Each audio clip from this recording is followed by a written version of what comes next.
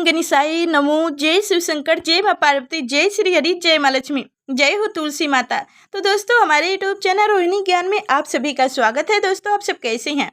आशा करते हूँ कि आप सब अच्छे होंगे, स्वस्थ होंगे, मस्त होंगे। तो चलिए दोस्तों, आज हम लोग सुनेंगे तुलसी माता की कथा। कहा जाता है कि एकादशी व्रत के पारण के दिन, द्वादशी के दिन एकादशी व्रत पारण तुलसी माता की कथा सुनने मात्र से मिलेंगे एकादशी व्रत के बराबर पुण्य, 7 पुष्ट बनेंगे धनवान।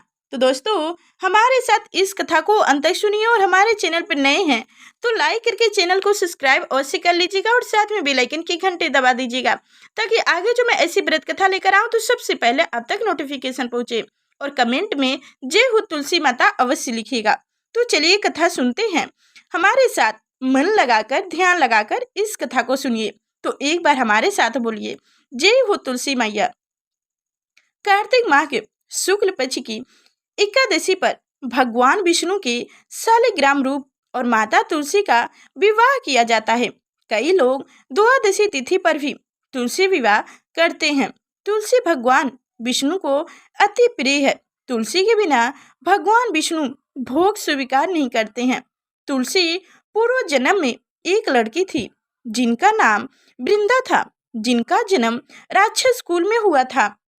तुलसी पौधा पूर्व जन्म की एक लड़की थी जिनका नाम वृंदा था। राक्षस कुल में जन्मी यह बच्ची बचपन से ही भगवान विष्णु की भक्ति में थी। जब वह बड़ी हुई तो उनका विवाह राक्षस कुल में ही दानव राज्य जलंधर से संपन्न हुआ। जलंधर राक्षस समुद्र से उत्पन्न हुआ था। वृंदा बड़े ही पति बढ़ता स्त्री थी, सदा अपने पति की सेवा किया करती थी। एक बार देवताओं और दानों में युद्ध हुआ। जब जलंधर युद्ध पर जाने लगे तो वृंदा ने कहा, स्वामी आप युद्ध पर जा रहे हैं, आप जब तक युद्ध में रहेंगे मैं पूजा में बैठकर आपकी जीत के लिए अनुष्ठान करूंगी। जब तक आप नहीं लौटे आते मैं संकल्प नहीं छोड़ूंगी। जलंधर तो युद्ध में चला गया और वृंदा व्रत का संकल्प लेकर पूजा में बैठ गई। उनके व्रत के प्रभाव से देवता भी जलंधर को ना हरा सके। सारे देवता जब हारने लगे तो विष्णु जी के पास पहुँचे और सभी ने भगवान से प्रार्थना किया। भगवान बोले, वृंदा मेरी परम भक्त है, मैं उससे छल नहीं कर सकता। इस पर देवता बोले कि भगवान दूसरा कोई उपाय तो बताइए, लेकिन हमारी मदद जरूर करें। इस पर भगवान विष्णु ने जलंधर का स्वरूप धारण कर और वृंदा के महल में पहुंच गए। वृंदा ने जैसे ही अपने पति को देखा तो तुरंत पूजा में से उठकर और उनके चरणों को छू लिया। उधर वृंदा का संकल्प टूट गया। उधर युद्ध में देवताओं ने जलंधर को मार दिया और उनका सिर काटकर अलग कर दिया। जलंधर का कटा हुआ सिर जब महल में आ गिरा तो वृंदा ने आश्चर्य से भगवान की ओर देखा, जिन्होंने जलंधर का रूप धर रखा था। इस पर भगवान विष्णु अपने रूप में आ गए, पर कुछ बोल ना सके। वृंदा ने कुपित होकर, गुस्सा में होकर भगवान को श्राप दे दिया कि वो पत्थर के हो जाएं।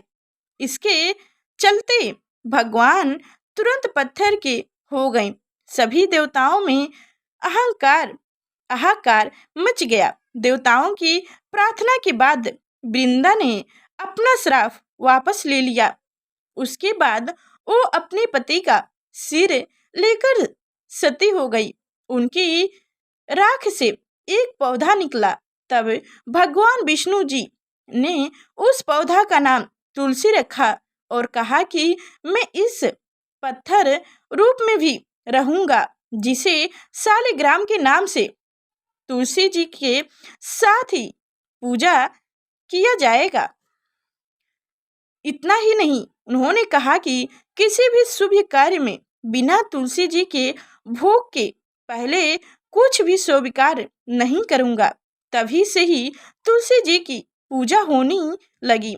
कार्तिक माह में तुलसी जी का विवाह शालिग्राम जी के साथ किया जाता है। साथ ही देवी देवताओं एकादशी दिन इसे तुलसी विवाह के रूप में मनाया जाता है। तो दोस्तों, ये थी द्वादशी तुलसी माता की कथा। तो हमारी कथा कैसी लगी कमेंट में अवश्य बताएं। और अभी तक हमारे चैनल को सब्सक्राइब नहीं किए हैं तो सब्सक्राइब करके बेल आइकन की घंटी दबा दीजिए, ताकि आगे जो मैं ऐसी कथा लेकर आऊं तो सबसे पहले आप तक नोटिफिकेशन पहुंचे। तो नमस्कार दोस्तों, फिर मिलते हैं नेक्स्ट वीडियो में।